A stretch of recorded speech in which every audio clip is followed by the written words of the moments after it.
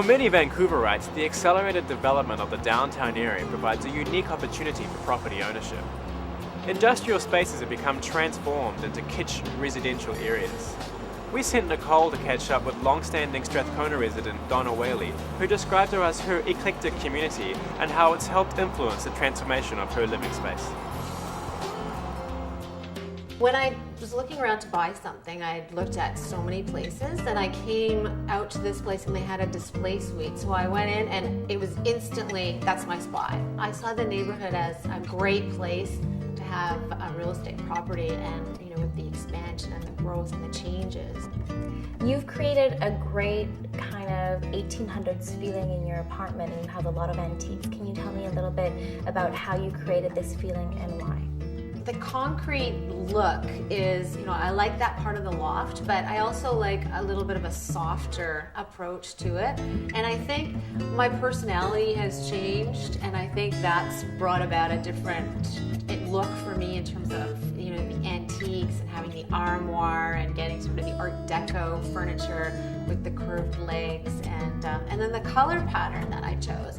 I got the couch, and then I decided that I was going to add some accent walls and do some really cool texturing with the paints. I love to go, there's a lot of great places around here. Value Village on Hastings, and there's a couple of Salvation Armies on Main Street and on 12. And I was actually there a couple months ago. I picked up this table for $25, and it was green and purple at the time, so I thought, exactly what I need. Came home, painted it, sanded it, added a little bit of design to it, and all it cost me was my time and effort.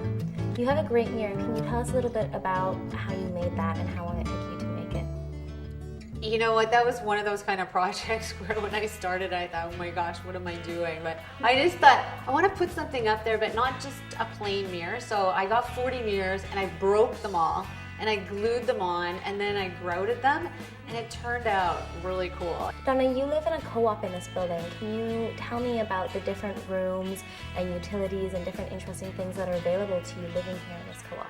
When the building was first designed, there was a portion of it that was allocated to a co-op structure. And so we have the co-op section, and then we have the owner section.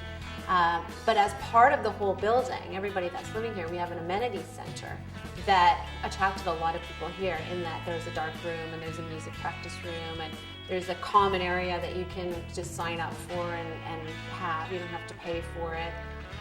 There's a kiln and there's a woodworking room. So a lot of people that live in the building specifically moved here because that may be their particular line of work, and it allows them the opportunity to work at home and have those facilities close by.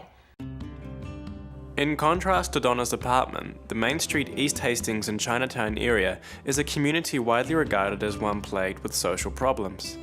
She took some time to explain to Nicole these issues and how they affect the development of her neighborhood. Donna, there's a large population of homeless people living right here in your community. How does that affect you living and working within this environment?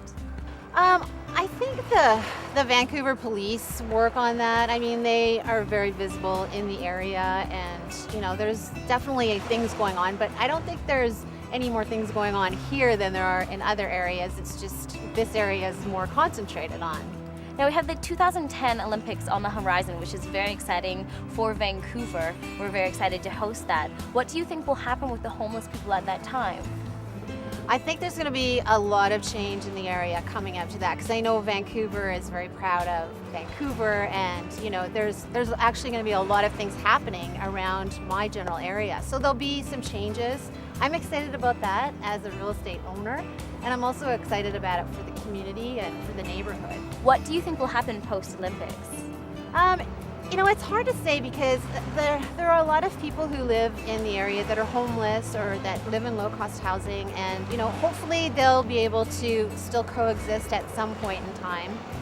I'm not sure how that will affect the change with them, but I would assume that this area is ripe for development. So by 2010, it'll be at the stage where we're going to go to the next level post-Olympics, and yeah, that'll be exciting.